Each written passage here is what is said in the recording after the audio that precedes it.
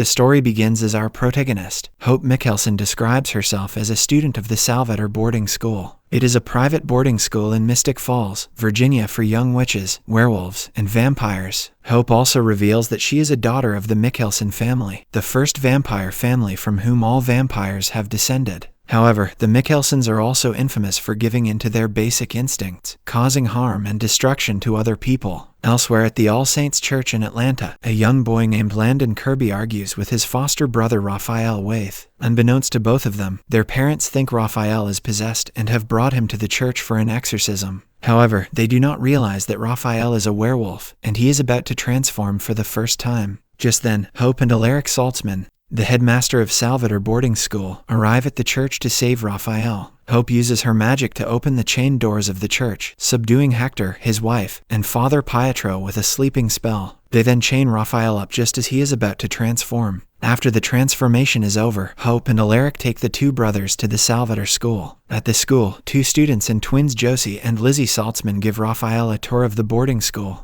while Alaric asks Landon a few questions. Josie and Lizzie show Raphael the various classes and the werewolf pack. In the office, Alaric reveals to Landon that the school is a haven for supernatural beings. However, the residents of Mystic Falls think they're a fancy school for troubled rich kids. Following this, Alaric explains that the werewolf gene isn't activated until someone is killed and asks Landon if Raphael has killed someone recently. Landon reveals that Raphael was recently involved in a car accident with his girlfriend, which unfortunately killed the latter. Having found out everything he needs to know, Alaric brings MG, a vampire student who tries to use his powers to compel Landon to forget everything he has learned about the school. However, MG is unable to compel Landon, and Alaric resorts to locking him in the cellar. Later at the school's quarry, Alaric questions whether there was ever anything going on between Landon and Hope. However, she simply adds that she liked him, but he was a normal human being. Before she can explain further, Josie interrupts the two, telling them that there is a problem with Lizzie. In the kitchen, Alaric finds Lizzie. She looks overwhelmed with emotion and uses her magic to throw around plates and furniture all over the place. Blinded by her rage, she almost hits Alaric with one of the school knives, but is able to stop it just in time. Later that afternoon, Landon is let out of the cellar until a final decision is made on whether he can stay at the school or has to leave. Following this, Hope takes Landon to the Stefan Salvatore Memorial Library. It houses several artifacts from supernatural history, including a silver knife with supernatural powers. There, she reveals parts of her history to Landon, including the history of her father, an original vampire, and her mother, a werewolf alpha. She explains that the majority of her family are not around anymore, but she is the product of their species, a tribrid.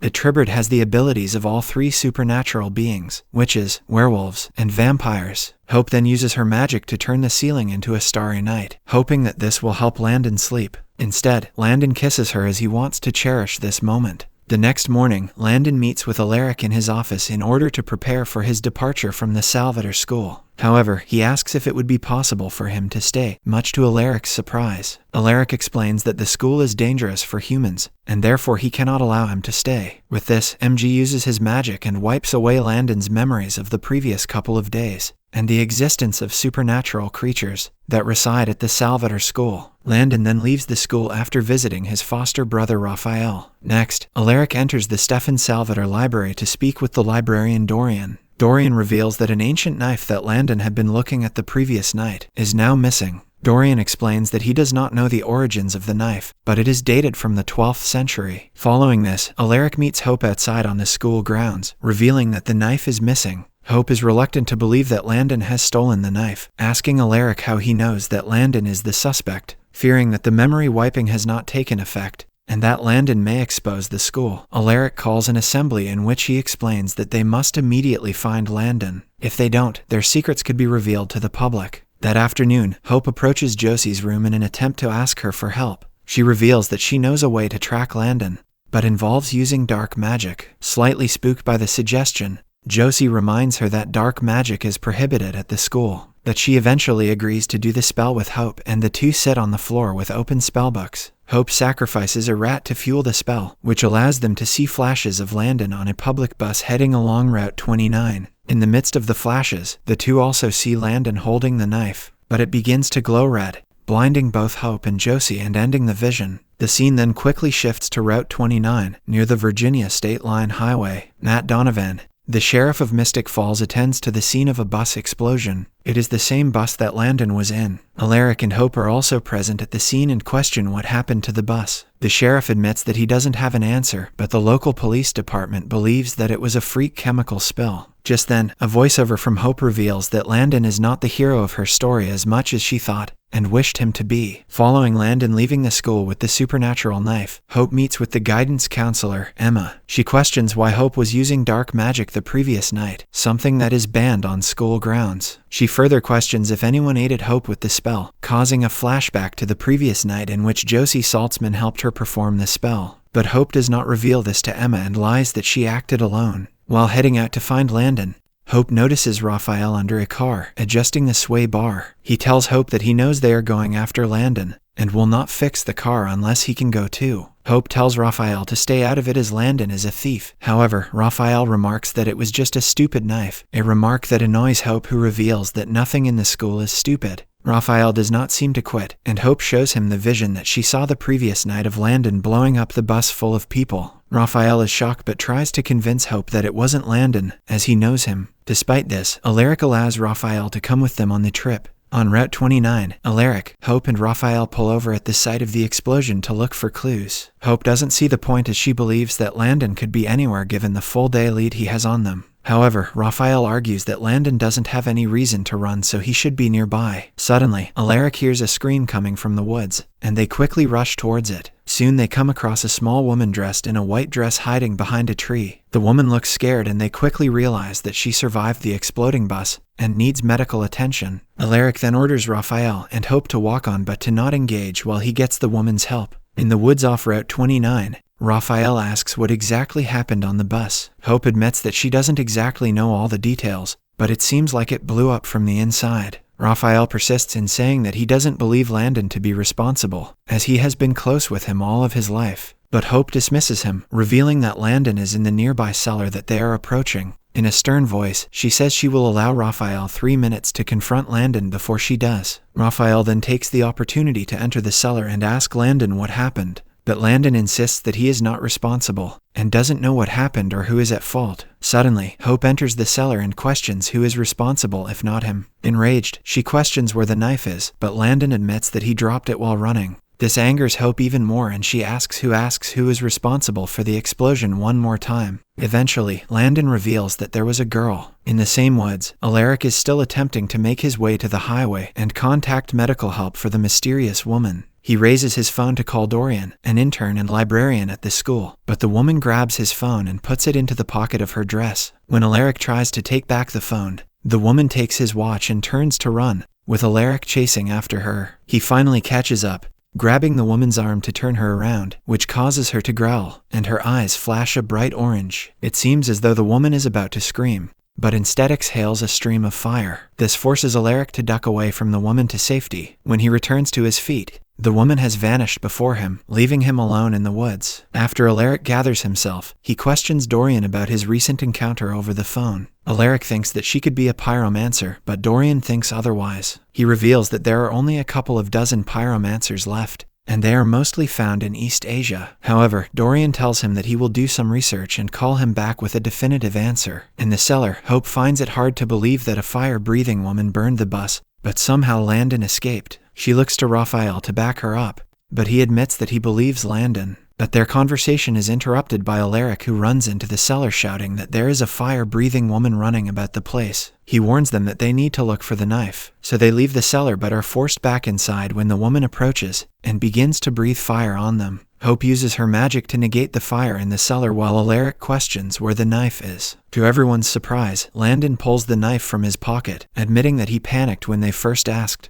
Alaric then calls Dorian for an update, but is surprised and dumbfounded when Dorian suggests that the woman is a dragon. Dorian reveals that a sword is needed to kill the dragon, but Hope suggests that they use the knife instead. Hope and Raphael then leave the cellar and confront the woman, with Hope using her magic to block the oncoming fire from the dragon. All the while, Raphael sneaks up behind her, plunging the knife into her chest, seemingly killing her. Later, Dorian calls Alaric, telling them that they have to stab the dragon in the soft spot to kill her. And soon enough, the woman comes back to life in dragon form, spreading her wings. At this point, Landon, Raphael, and Hope emerge from the cellar with shovels to bury the dragon. but they are shocked to see the dragon in full form. Hope has an idea and tells Alaric and the others to leave for the car, while she takes care of the dragon. When the dragon circles back around, Hope uses a spell which hurts the dragon, who screeches before turning back into her human form. Hope questions the woman over what she wants with the knife, but the woman attempts to breathe fire at Hope once again,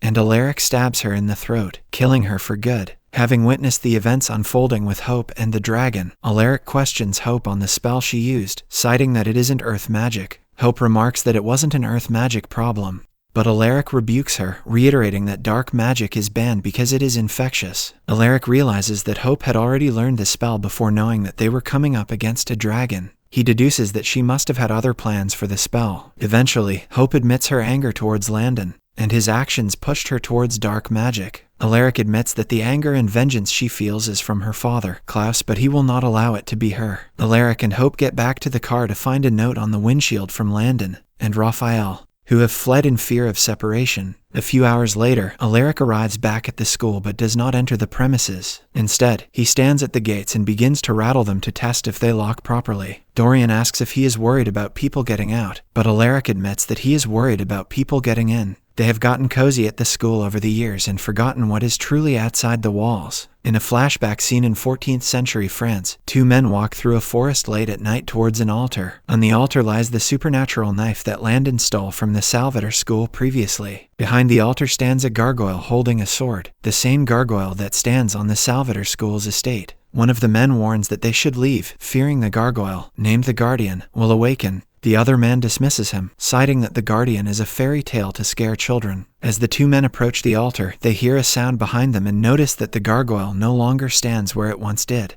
The gargoyle appears before them, killing both of them mercilessly. Back in the present, Dorian teaches a spell-casting class at the Salvatore school. Before Dorian can begin to teach, a note materializes, summoning Lizzie, Josie, and Hope to Alaric's office. The trio joins Alaric in the library, who reveals that they are being punished for starting a brawl at the football match the previous day. The Salvatore bus stops at Mystic Falls Town Square, where it is revealed that the punishment is cleaning the square. Lizzie pokes Hope for information on what she is being punished for, as Alaric never gets mad at her, but Hope refuses to reveal anything. In the woods off Route 29, Landon and Raphael are seated around a self-made campfire roasting a rabbit. They joke about catching something better next time, when Landon thanks Raphael for sticking with him and leaving the school. Landon admits that he thinks the school was good for him, but Raphael remarks that the two stick together. Landon is worried about Hope's feelings towards him and fears that she may hate him. In response, Raphael suggests that he just tell the truth about stealing the knife, but Landon admits that he can't,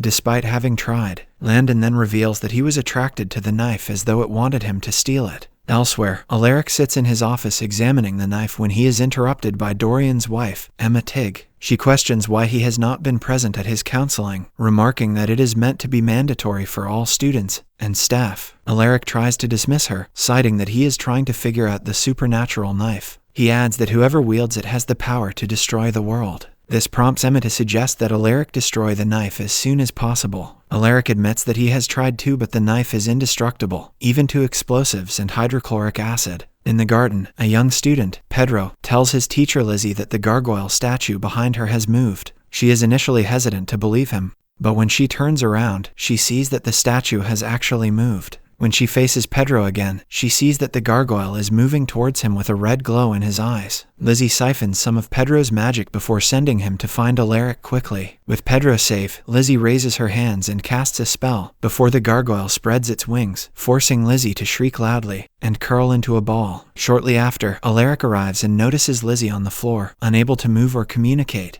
Pedro reveals that the statue has done something to her. Alaric gathers some of the students around Lizzie along with Emma to watch over her while he calls Dorian. He asks Dorian what he knows about gargoyles, specifically the legend of the gargoyle Petrotho, as he believes that he has poisoned Lizzie. Dorian says he will call back when he has done the research. In a downtown area, Landon and Raphael have gathered a crowd of people to watch Raphael jump from building to building. The crowd does not believe that Raphael can make the jump.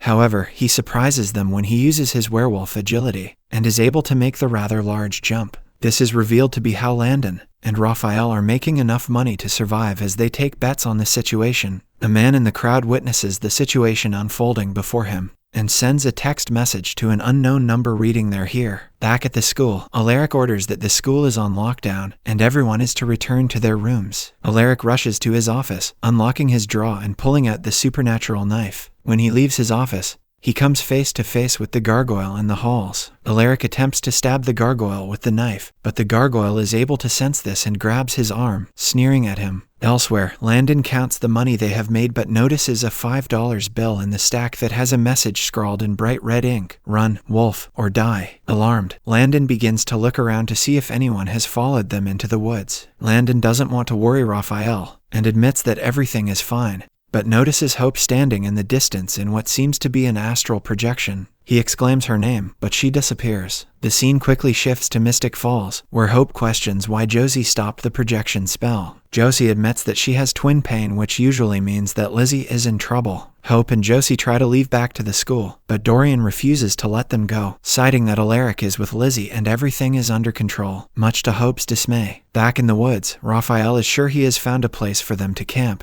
but Landon tells them that they should keep moving. Before Raphael is able to say anything otherwise, the two are shot in the neck by tranquilizer darts and fall unconscious. When they awake, they are greeted by a man named Jeremy Gilbert, who promises the two that they have nothing to fear from him and that he is their new best friend. Elsewhere, the gargoyle realizes that he cannot leave the school grounds, thanks to Lizzie's spell, so he returns to the school. He approaches the room in which Emma is hiding Lizzie and the children. Emma casts a cloaking spell on them, making herself and the children invisible. The gargoyle moves on, believing the room to be empty. Later, Hope and Josie return to the school as night falls, much to Alaric's dismay. Hope reveals that they took the protection barrier down to enter the school so the monster can leave, and Alaric admits that the gargoyle attacked him and took the knife. They decide that they must find the monster before he leaves the school grounds. Jeremy reveals to Landon and Raphael that he is a hunter who works for Alaric sometimes. Jeremy tells Raphael that he will take him back to the school shortly, and Landon tells him to go and leave him behind.